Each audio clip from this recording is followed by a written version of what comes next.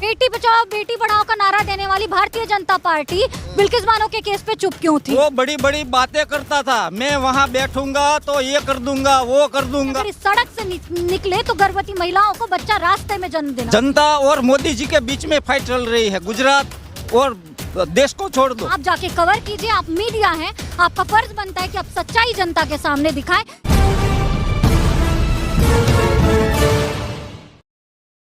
सर्वप्रथम तो मैं भारतीय जनता पार्टी को शुभकामनाएं देती हूं कि ये जो छलावा है ना, जिस गुजरात मॉडल को दिखा के उन्होंने पूरे देश में भारतीय जनता पार्टी की सरकार बनाने का जो सीना ठोक के 56 इंच की बात की है, मैं उन्हें बता दूं कि शर्म की बात है। आज धंधुका विधानसभा में मैं खड़ी हूं और महिलाओं के लिए जिस स्वच्छ भारत और शौचालय का डंका पीटकर हमारे प्रधानमंत्री मोदी जी पूरे देश में अपने उन कार्यों का ढिंढोरा पीटते हैं, आज ऐसी कहीं पे भी महिलाओं के लिए सुविधा ना सिर्फ इस विधानसभा में पूरे गुजरात में मौजूद नहीं है, जहाँ पे शौचालय नहीं है। अस्मिता पब्लिक प्लेसेस में आप जाए ना शौचालय मौजूद है, स्कूलों में आप जाए टीचर मौजूद नहीं है। और बधाई हो कि आप धांधुका विधानसभा में है, जहाँ पे सड़कें तो इतनी जर्जर है कि माता बहनें अगर इस सड़क से निकले तो गर्भवती महिलाओं को बच्चा रास्ते में जन्म देना पड़े। इतना गुस्से में क्यों है, इतना गुस्सा नाराजगी क्यों है? 5 साल में संविधान हमें यह अस्त्र देता है कि हम चुनाव में एक सही सरकार को चुन के लाए। जनता ने उन पे विश्वास किया और गुजरात मॉडल का ढिंडोरा पीटते हुए मोदी जी ने मोर भी हमें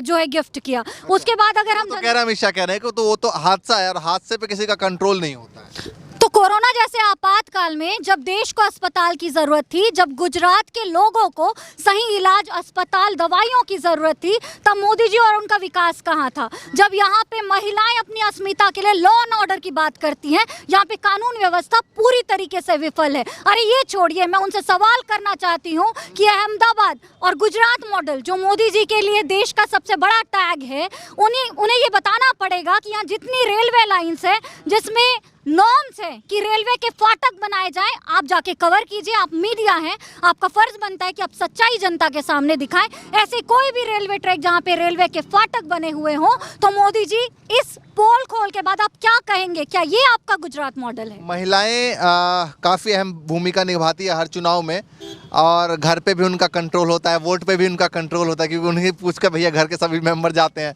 तो महिलाएं किन मुद्दों को सोचकर इस बार गुजरात में वोट करने वाली हैं?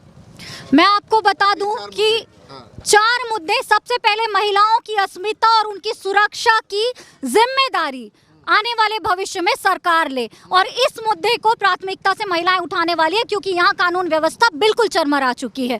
दूसरी बात, महिलाओं को ना सिर्फ घर में बल्कि समाज में और देश में उन्नति के लिए आर्थिक व्यवस्था चाहिए, आर्थिक मजबूती चाहिए। इसलिए हम सरकारी नौकरियों में भी बराबर की भागीदारी सुनिश्चित करवाना चाहती हैं। तीसरी बात कि महिलाओं को शिक्षा में भी बचपन से लेकर कॉलेज तक की स्टडीज के लिए मुफ्त और गुणवत्ता वाली शिक्षा का आधारभूत हम शिला ढूंढ रही हैं। अगर कोई भी व्यक्ति, जो भी सरकार हमें इस तरीके की सुविधाएं मुहैया करवाती है जहां पे महिलाओं के सर्वांगीण विकास पे बात हो, महिलाओं की अस्मिता पे बात हो, महिलाओं को बढ़ावे के लिए काफी किया। बेटी पढ़ाओ बेटी बचाओ, क्या ये बेटी बचाओ बेटी पढ़ाओ का नारा देने वाली भारतीय जनता पार्टी बिल्किस बानो के केस पे चुप क्यों थी?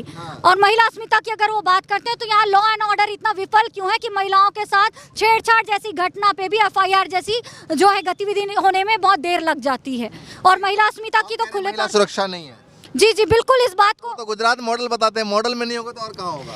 इसीलिए तो मैं कह रही हूँ कि बधाई हो भारतीय जनता पार्टी को, मेरी शुभकामनाएं कि उनके गुजरात मॉडल में इतनी बड़ी घटना हो जाती है। और मेरे जैसी देश की बेटी के लिए ये शर्म की बात है कि बलात्कारी आज सड़कों पे घूमते हैं और फिर भी हम कह रहे हैं कि हमारा देश महान है और भारतीय जनता पार्टी बेटी बचाओ बेटी भैया महिला नारी शक्ति काफी गुस्से में नजर। देश में कोई सुनने वाला अभी है ही नहीं। अच्छा, ये गुजरात मॉडल का नाम देके मोदी जी ने खुद अपना मॉडल बना लिया है।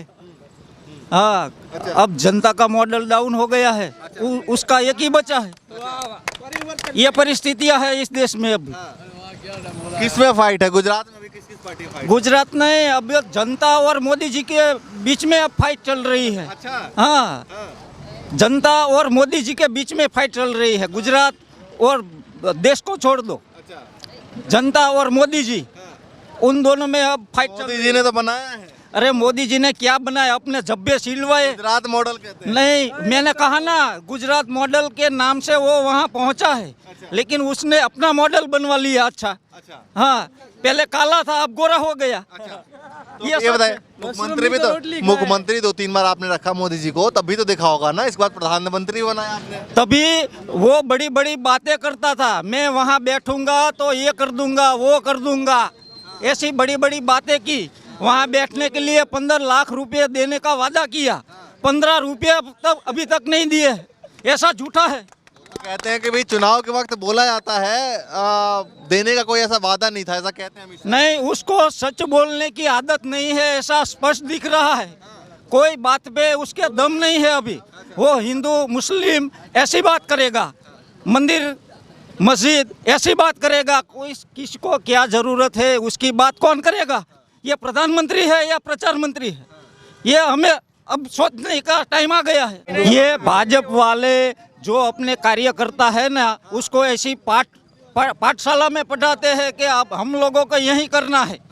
मुद्दे लेकर जाएंगे तो पब्लिक हमें पीछे से मारेगी, इसलिए वो ऐसी बात नहीं करेंगे कि इसको क्या करना है, इसको पढ़ाई लिख के जो डिग्री मिली है उसको जॉब मिलेगी।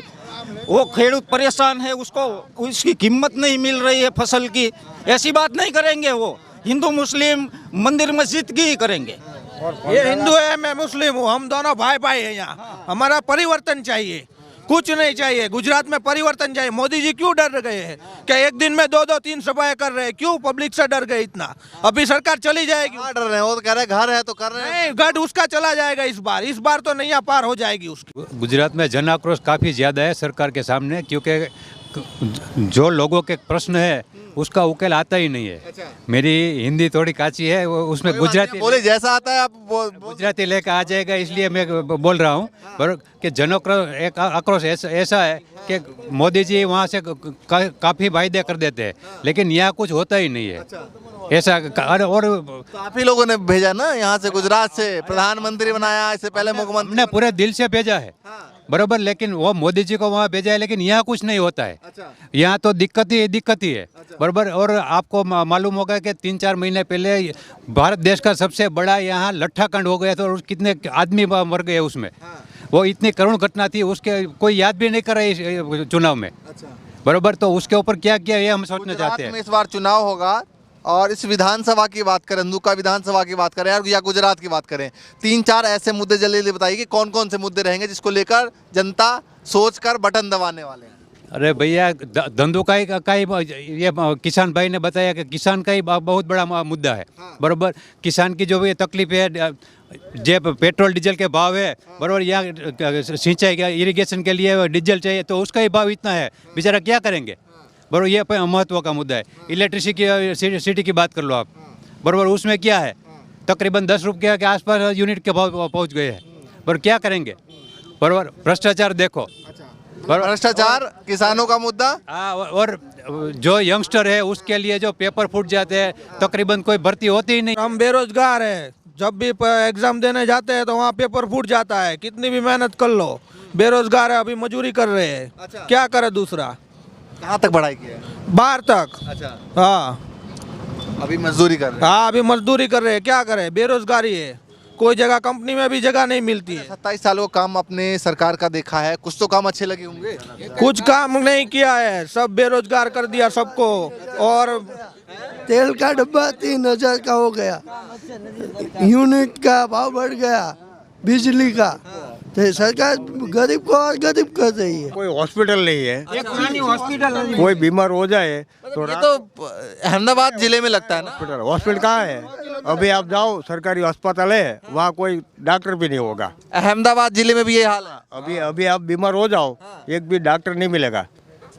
तो ये धंधुका विधानसभा अहमदाबाद जिले का हिस्सा है, जिला अहमदाबाद ही लगता है और इसका विधानसभा है, और तकरीबन 100 किलोमीटर है यहाँ से। 100 किलोमीटर है, किलोमीटर का एरिया है। यहाँ पर क्या व्यवस्था है, लोगों से बात? वहाँ पहुँचे तब तक वो मर जाएगा। कहाँ लेके जाता है अगर किसी की तबीयत खराब? अहमदाबाद 100 किलोमीटर। हाँ 103। हाँ 105 किलोमीटर। यहाँ तो भावनगर 95 किलोमीटर। अच्छा, मतलब 100 किलोमीटर। हाँ, यहाँ अभी आप जाओ ना, तो होगा रास्ते में हॉस्पिटल? कोई नहीं। सज्जन बुखार होगा तो अभी आपको कोई नहीं मिलेगा। कोई नहीं मिलेगा। नहीं, अब जहाँ जाना है, आप सरकारी अस्पताल है वहाँ भी जाओ। एक्सरे मशीन नहीं है, लैब नहीं है सरकारी हॉस्पिटल में, पूरा स्टाफ नहीं है, ऐसी पोजीशन है।